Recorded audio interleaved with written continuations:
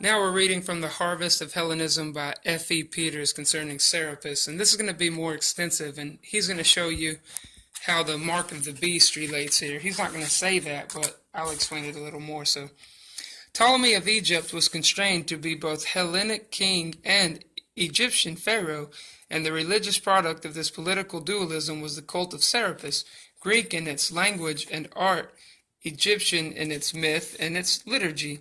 The Seleucids built Hellenic temples to house the Cyrenian Atargatis and the Babylonian Marduk. In India, the Ethiodymids represented their proud numismatic portraits in the pure Greek style and read out of the royal titulature on the reverse side of the coin in Indian Prakrit.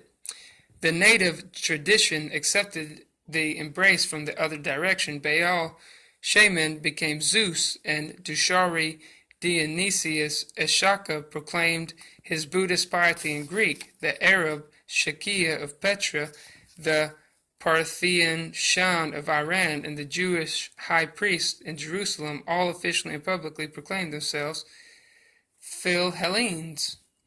So we see how ecumenism is all through here, and how they just begin to combine the gods, and they put their stamp of approval on whatever the king will. So everyone tries to butter up power and then try to get his stamp of approval. So right here it says, a native Egyptian, a priest of Heliopolis, Hellenized to be sure and instrumental in the Ptolemaic campaign to win the Hellenic world to the cult of Serapis. So they're trying to win everybody to worship Serapis. It says Ptolemaics wanted to win Grecians to the cult of Serapis. That was my little note there.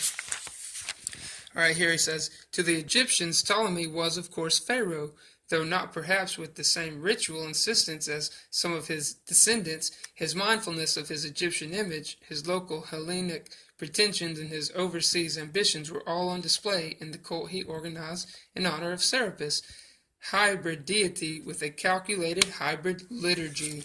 We see that kind of stuff going on in all the churches today. So, liturgy of ancient cults. Pharaoh was God in the people's eyes.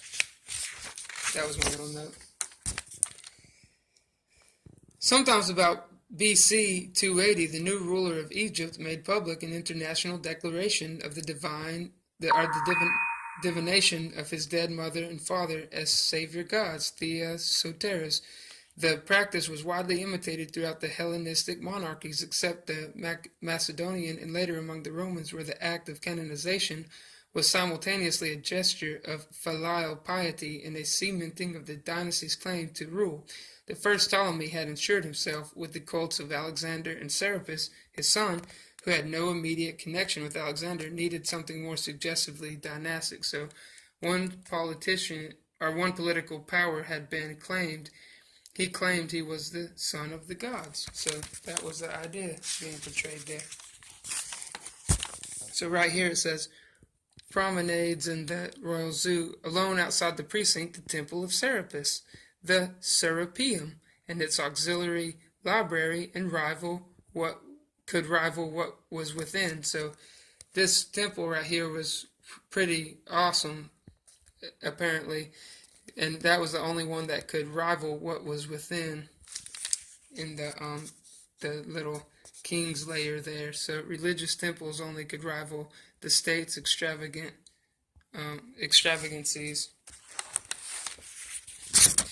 So over here, he's explaining, in the days of the Roman Empire, the Egyptian goddess Isis was celebrated everywhere with an elaborate ritual and a complementary mystery cult.